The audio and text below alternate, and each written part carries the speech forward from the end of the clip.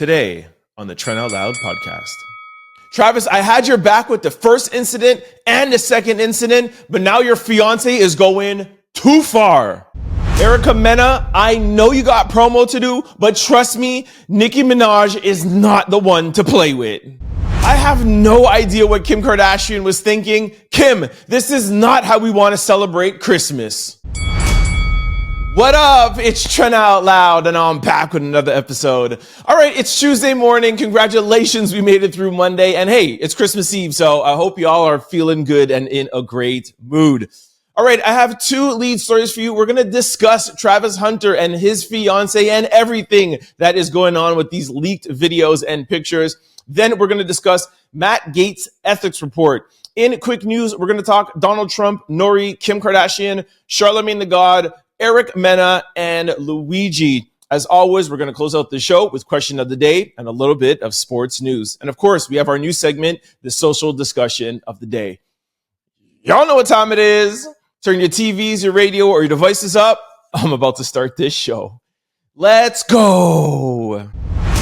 Our first lead story. Travis Hunter deletes his Instagram after alleged footage of his fiance twerking on another man goes viral.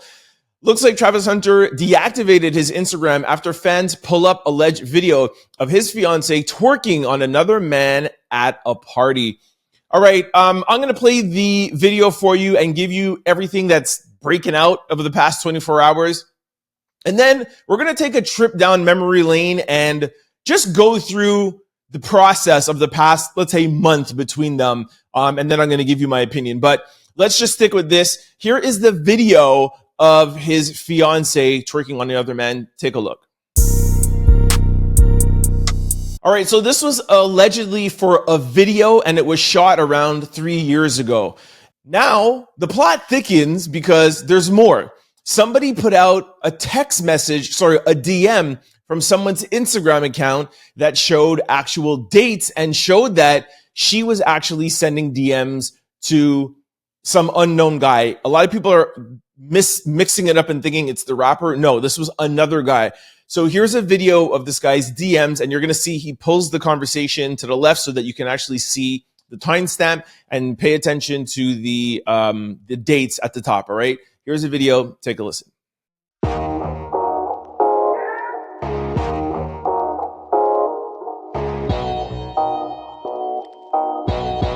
Okay, so for those who weren't able to see those past two videos, I'll just let you know the first thing that was said in the DMs is, "You too cute, let me wife you." The person wrote back, "Well," and then sent him something that I don't understand. And then it said, "Appreciate you," and then heart emojis. Okay, so that's the DMs.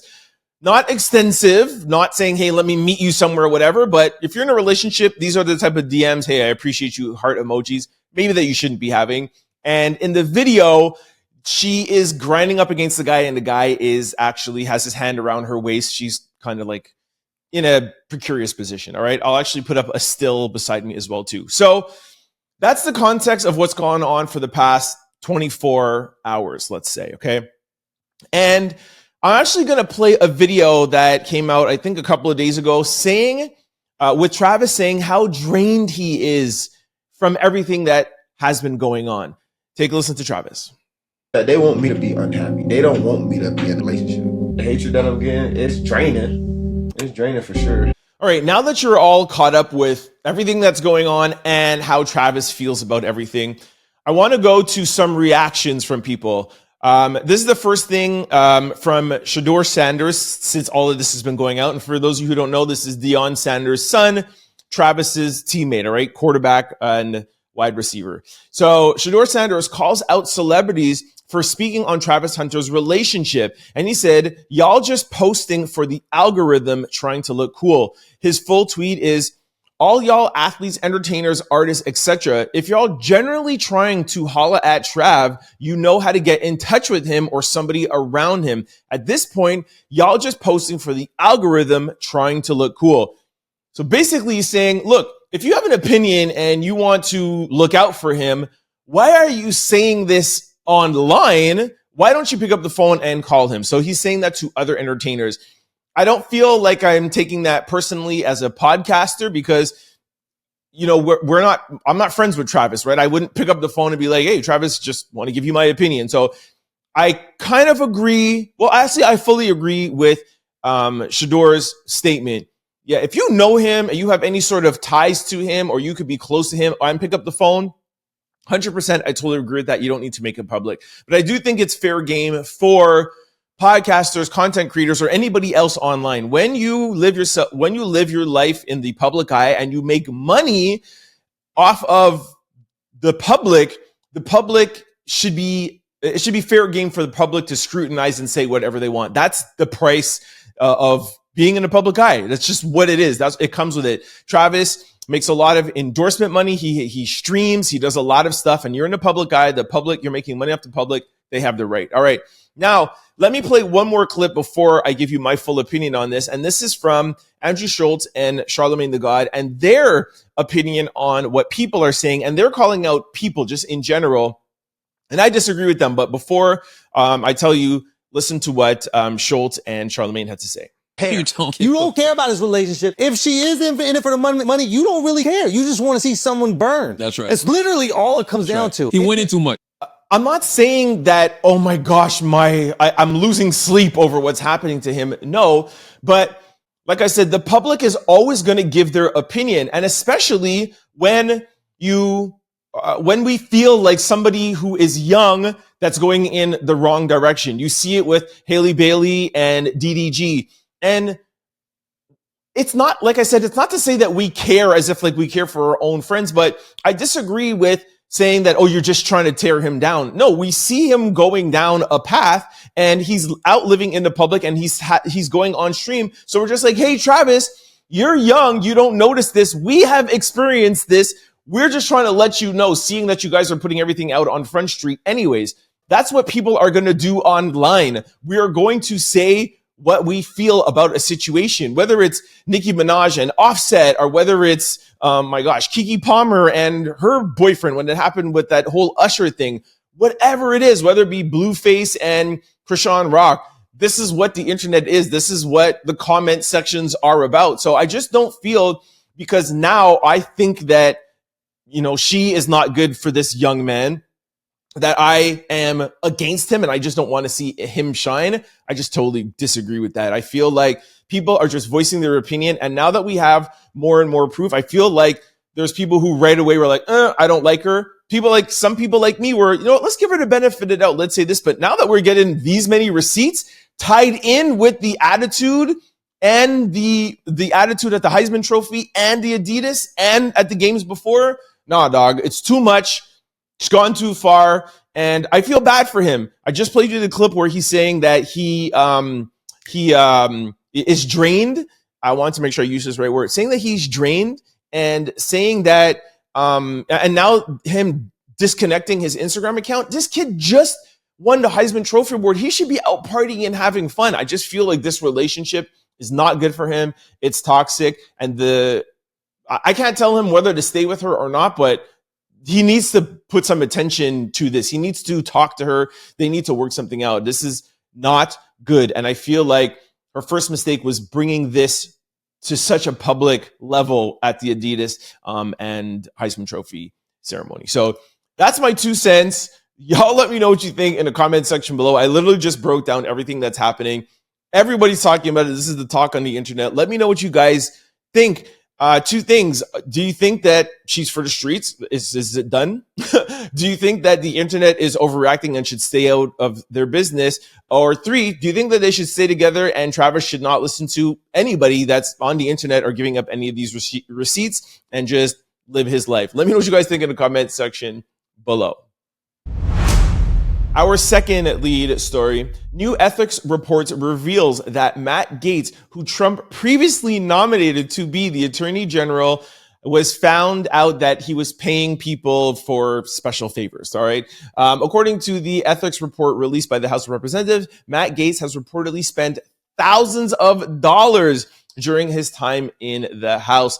The Health Ethics Committee concluded that Gaetz violated House rules and Florida state laws that prohibited all of those things that he was doing, all right? And also including special gifts and favors. So structure that is an obstruction of Congress. Sorry, there's obviously words that I can't say here. Matt had reportedly spent tens of thousands of dollars using Venmo and Cash apps to pay some of these ladies for these favors.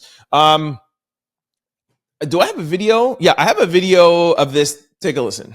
And I want to read just a part of the committee's finding. They say, quote, the committee determined there is substantial evidence that Representative Matt Gaetz violated House rules prohibiting prostitution, statutory rape, illicit drug use, impermissible gifts, special favors or privileges, and obstruction of Congress. All right, so I just wanted to play that so that you guys hear substantial evidence. So this is not hearsay or loose lips, substantial evidence, okay? So now, having said that, I know that we do have a lot of Donald Trump supporters that watch this podcast, and I know we also have a lot of Democrats. I myself am independent. I'm not on each side, neither red nor blue. This is a purple podcast. But I do want to ask the Trump supporters, what do you think of Trump selecting Matt to be the Attorney General of all things, right? Where you are the biggest lawyer in the country, pretty much. And then you have all of this evidence against that. Does that make you think differently? And don't mix in any other of the nominees, okay? I just want to know how you guys are feeling about this ethics report coming out now. I mean, we all speculated what was in there, right? We all speculated, but now that we actually have proof, I want to know what you guys think about this. And of course, everybody too on the left side, but I already know how you guys are going to think about this. But I just really want to know the people who really stand behind Trump. I just want to know if you think that this judgment has any sort of effect on your feelings about Donald Trump and what you think about him going further when he takes over office January the 20th. Let me know in the comment section below. All right, this brings us to quick news. Ring my bell. Donald Trump claps back at people claiming Elon Musk is the real president-elect. And Donald Trump said he'll never be president. All right, I'm going to read to you something that he posted on True Social, but quickly, here's a video. Take a listen. But no, he's not going to be president, that I can tell you. And I'm safe. You know why? He can't be. He wasn't born in this country. All right, there's a little bit of joking in there, but I just want to read you this statement. It sounds like there could be some trouble in paradise. And people had predicted this. Like, they feel like, or certain people feel like, these two have two big egos, and it would be hard to put their egos in check, the two of these guys together, and predicted that this relationship wouldn't last past a couple of months. Now, like I said, in that video, it didn't really sound so bad, but a lot of people didn't hear the full thing. Let me read it to you. Donald Trump tweeted out and said, "Let me clear some things up right now. I am the president-elect of the United States, not Elon Musk. Nobody else is. I know the media, the fake news, and even some of you out there keep saying things like Elon is really running the show. But let me tell you, this is my vision, my leadership, my America we are talking about." And all those my's are in capital, by the way. He also says, "Now, I'll admit, Elon was helpful during the campaign. He donated lots of money, huge sums, and I appreciated it. I really did. But lately, it feels like he has forgotten one thing. I'm the guy in charge, not him." He's not saying you guys. He's saying that Elon thinks that he's in charge, not him. Sure, he's great at rockets, cars, maybe even X as well. Well, kind of, sort of. But politics, question mark. That's my game, folks. The consistent confusion, people joking about him being president while I'm just the vice president. No, wrong, totally wrong. It's a distraction. And frankly, it's disrespectful. This is about the American people, not about Elon Musk's ego. So Elon, I'll say this. Thank you for your support, but it's time for you to stay in your lane. I'm focused on making this country greater than ever before. This world will see who's in charge January 20th. MAGA. Yo, that seems like he is drawing the line and it's over. He literally was like, yeah, you're a money guy and you're pretty good with like rockets and cars and stuff. Not really so much on X, but basically what I'm reading there is a relationship that bromance is over. I don't know what it sounds like to you, but please let me know what you think in the comment section below. Is Trump done with Elon? Like, what's going on? I would really like to know. Our second quick story. NORE responds to Dame Dash saying that drink champs always support Jay-Z no matter what. I have a quick video. Take a listen. No one's trying to disrespect you. We're trying to show you love. But you keep coming at everybody. You got beef for everybody around him. Get your life together. My number's the same. All right, we talked about this yesterday where Dame Dash was on a podcast and he was saying that Drink Champs and Charlemagne will always try to have Jay's back no matter what he does, and he thinks that Jay-Z needs to go to other media sources and not just the people that will have his back regardless of anything. I knew Charlemagne wasn't going to say anything. I didn't think NORE would say anything, but as you could tell, it seems like he was maybe drinking. But I don't know if this is going to start like a new beef or anything that's going on. If I was NORE, I would have just let it go, right? He goes on in the video to say, well, listen, you know, I'm doing things like that you used to do. I used to fly around in Paris. I used to do this. Like, I'm not standing up for Dame, but NORE, we know that the last piece of Rockefeller that he had, or the last piece of any sort of thing valuable that Dame Dash has, just got taken away from him. The 33% of reasonable doubt just got taken away from him. We know he has no money. He has nothing. His only source of income is to talk on a podcast and say things, where as you have Drink Champs. And I think that's why Charlemagne didn't say anything. Just let Dame say whatever he wants to say and to try to just get by. I don't think anything he said was that bad and warranted a response. But like I said, I think NORE was drinking a little bit. But I hope this doesn't stir up a whole big beef between them, because I just think that we should give Dame a little bit of a pass. We all know what Dame is going through.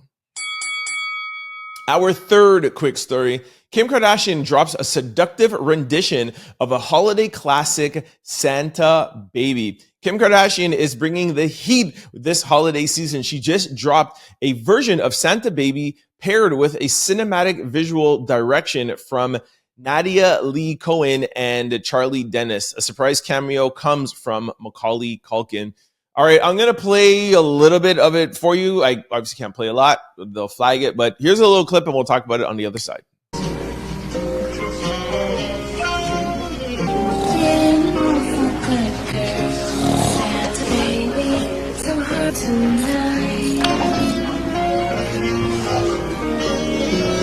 All right, I really don't know what's going on. I saw this releasing yesterday. I watched the whole thing. And for those of you who are not seeing the video, it's like she's just like crawling on the floor. And there's like these weird, suggestive, like kind of like dark things throughout the video. And then it ends with like Macaulay Culkin being the one that was filming her. And he just has this weird look on his face. Like, it's just weird. Now, trust me, I love creativity, and I even like things that like push the boundaries. The thing that I just don't really understand is that Kim really kind of promotes her motherhood now, right? It's, you know, Skims, the North, you know, the TikTok thing that they're doing or whatever. Like, I think that she's moved, or I assume that she kind of moved away from doing things like this. And I'm not saying that she can't do something that's not out of like family-ish, but this is Christmas. You know what I mean? Like, if this was Halloween, I would let it slide. But I just think the combination with the things that she's been doing recently that more revolved around family and women empowerment and, you know, Skims, I just feel like, especially with Christmas, I don't know. I don't get it. Let me know what you guys think. People are pretty much saying the same thing I'm thinking, but I just don't know why you would mix this with Christmas, where Christmas should be a time with family. I would have rather have seen you do something with the kids and do a rendition with Santa Baby that was more family. Like, I don't want to be thinking about this at Christmas time. It's Christmas. Our fourth quick story. Meana apologizes to Nicki Minaj for taking Safari's side while they were together. She said, the same thing he did to her, he's doing to me years later. A quick article says, oops, Erica says that she owes Nicki an apology because Safari is definitely the problem. Here is a video. Take a listen. I found out he was cheating on me and he was going to Chinese parlors. Well, didn't Nicki Minaj say that he was paying for with her credit card? I owe her the biggest apology. The same thing he did to her, doing to me years later. All right, y'all, don't fall for the okie doke, all right? This is not a genuine apology. Erica Mena has a show coming out on the Zeus Network, and I think it's like Both Sides or Loving Two Ways or something like that. And now she's trying to use the Nicki and Safari thing to be like, oh, I want to apologize to you, girl, because he's doing this. Like, it's just sad. So don't fall for the okie doke. If this was genuine and it was like, hey, I used to drag Nicki for this and when I was in love with Safari, but when you come out and when you say something like this on the day when you're promoting your new show, like, it's clear what you're doing. So that's one thing. Second thing, Nicki Minaj is smart when it comes to this whole media and entertainment industry. She's been around a long time. Nicki is not going to reply to you, and take Nicki out the chat. Go with Zeus, do whatever you have to do, but leave Queen Nicki Minaj out of this. And I pray Nicki, keeps her head focused and stays out of this, and don't bite the bait. Don't take the bait, Nicki. You know what I'm saying? Because Nicki could be a little hot-headed sometimes. Nicki, don't take the bait. It's not a real apology. She needs something to talk about. And of course, she's going to talk about you because her and Safari are not a big enough story. She has to include Nicki Minaj in it. Our fifth quick story. Luigi Mangione pleads not guilty on charges connected to the United Healthcare CEO. All right, on Monday, Luigi appeared in a Manhattan courtroom and pled not guilty. According to ABC News, Luigi was dressed in civilian clothes where he entered a not guilty plea to 11 charges. It was noted that apparently no family members showed up to support Luigi. However, nearly 24 women showed up, and one woman told ABC News that this is a grave injustice, and that's why people are here. If convicted of state charges, Luigi can face up to a maximum of life in prison. Here's a little video I found of him actually pleading not guilty. I think for me, this is the first time I ever heard his voice, but take a listen. Not guilty. Now, listen, I'm the type of guy that I could say if a guy is good looking or not. I'm manly enough to say that. I'm not saying he's bad looking, but is he really that much of a good looking guy that women are going that crazy over him? I don't know. Like, is it what he did or is it what he stands for? It's his looks. Like, I really still don't really understand the hype over him. If you guys don't, please let me know. I just don't understand why he is still in the news, why there's so much hype around this kid. Like, I don't get it. Somebody please loop me in because I'm lost. Our sixth quick story. Diddy gets Halo a Ferrari for his first birthday. All right, I'm going to play a little clip. Actually, let me just play the clip first. Take a look. All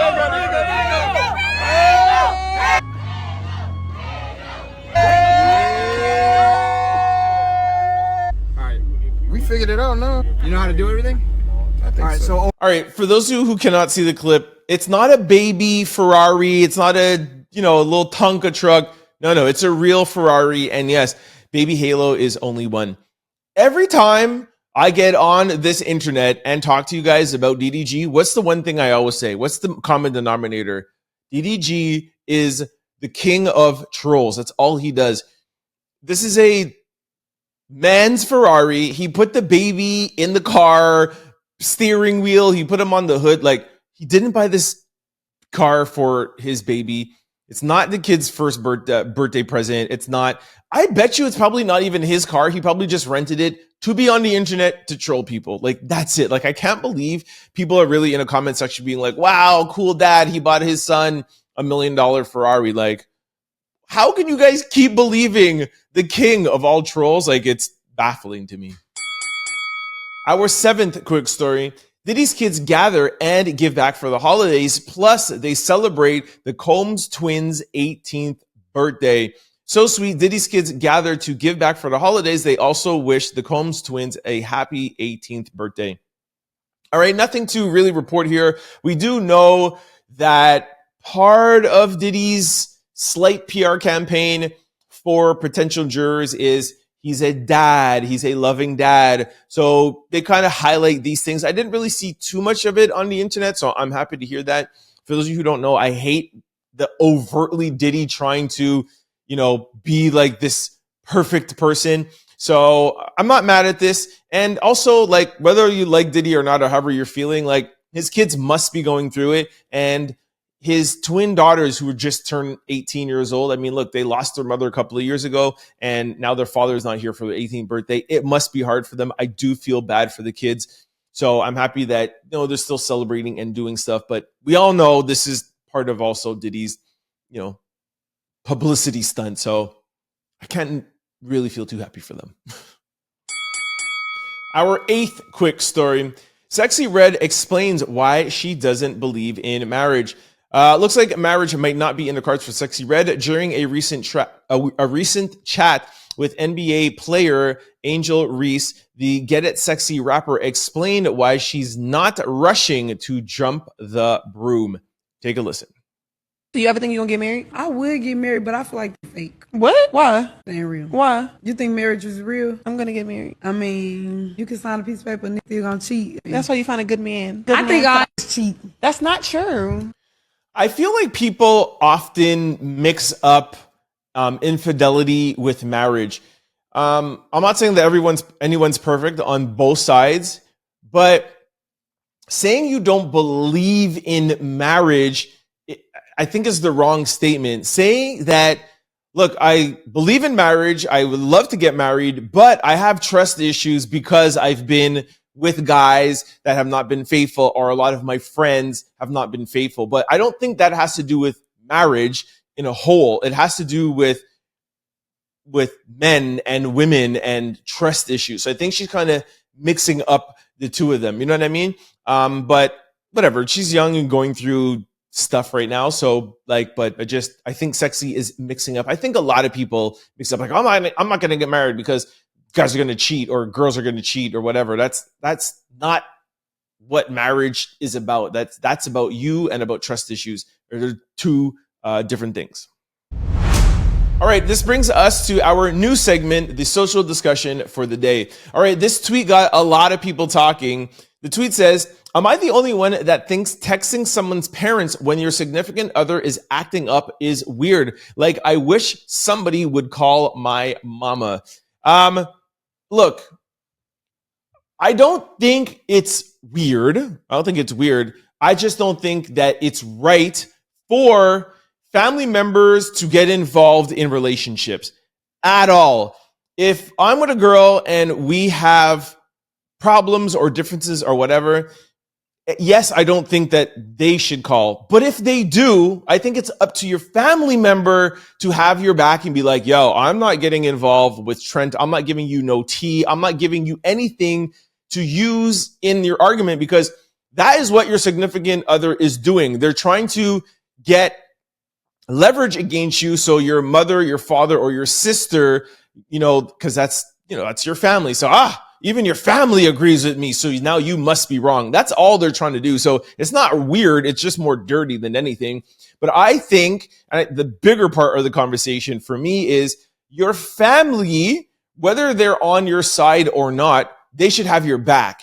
And if it's not a positive thing to say, they should say, significant other, I don't want to get involved. Done.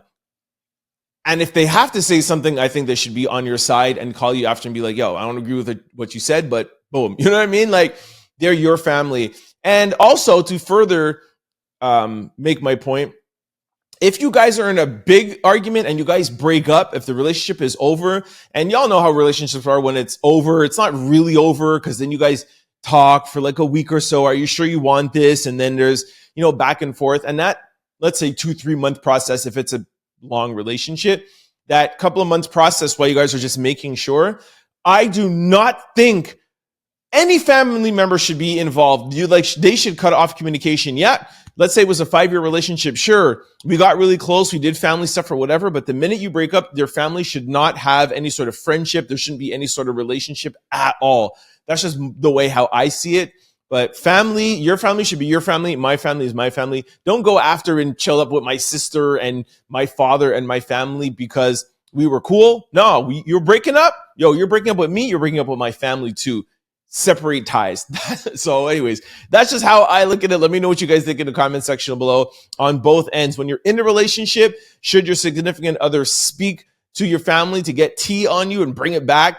And what about when you break up? Do you guys still want your significant other to speak with your family? Let me know in the comment section below. All right, I have a last minute addition to the social discussion of the day. I literally just saw this on the Breakfast Club. What is real friendship? So the Breakfast Club, they were just discussing, because of everyone's talking about Jay-Z and Diddy. We all know that Jay-Z said that Diddy was never really his friend. So a lot of people are asking, what's true friendship? So put the Jay-Z and Diddy thing aside, because we all know that Jay is only doing that because of the lawsuit. We all know that they were friends, but the discussion is, what is the definition of true friendship? And I actually looked it up, as you guys know that I like to do, and there's no like real definition. And I think that's why it's such a conversation. And Charlemagne said, being a friend is a verb, so it's very hard to describe it, which I really agreed on. Because it takes action, right? So it's hard to describe that. But I have an answer that I think is really good, and I think it's one of the best that I've seen so far. Not to toot my own horn, but I think it's good. I have a friend of mine that I've been friends with since we were in kindergarten. So it's two brothers, okay? And I always say when I introduce them to people now, I'd be like, yo, I would never be friends with this guy today, but we're like brothers. And I think that's what friendship is about. It's not like what Jay-Z is saying, like, oh, me and Diddy were just associates. We just hung around with each other. Friends are past the liking phase. Friends are love. You don't like your friends. You love them. It's actually the people who you treat like your family that are not blood.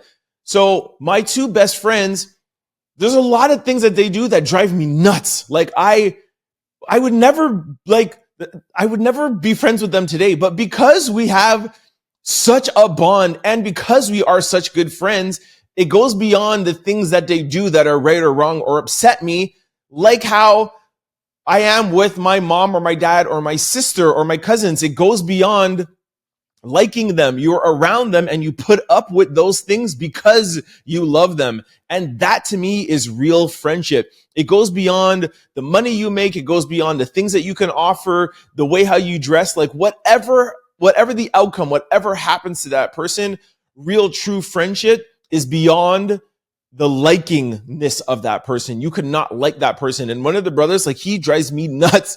I'm like, I do not like you, but I love him, you know? And for example, like, we argue all the time. And like every time before I go away, he's like, yo, I know you're flying today. Let me know when you land. And if I don't text him, if he knows, let's say, for example, like it's a 4-hour flight, within 2 or 3 hours, if he knows that if I left at 12, by 6 o'clock, if I don't text him, he's like, yo, did you land? We could be in the worst argument ever, but he asked me if I landed, you know, and he'll check up, yo, I haven't heard from you in a couple of days. That is a real friendship. When you could be mad at somebody, when you could be, you know, have a disagreement, you guys both don't see eye to eye, and you don't like that person, but you love that person. To me, that is what a true friendship is, versus somebody at work who's an associate that the minute they piss you off, you're like, I don't even want to talk to that person. I don't like them. To me, that is a true definition of friendship. Let me know in the comment section below what you think is a definition of friendship. All right, that brings us to question of the day. Today's question is, who has the worst airport in your opinion? All right, I don't know why people are so opinionated when it comes to airports. I feel like airports are pretty much the same. There's no airport that like I like or love more than the other. I mean, they're all basically pain in the butts. You got to go through lines and wait, and it's uncomfortable, and everything is expensive. There's not good food. Like, there's no airport that I like. I hate all of them. Anyways, that's just my answer. Somebody said ATL is the worst airport. Like, what makes it the worst? Somebody said Chicago, Midway Airport, San Francisco. I've been to all of these airports. I don't see anything different. Somebody said Atlanta Airport because you got to go 20 miles in those long TSA lines, another 10 miles to get to the train.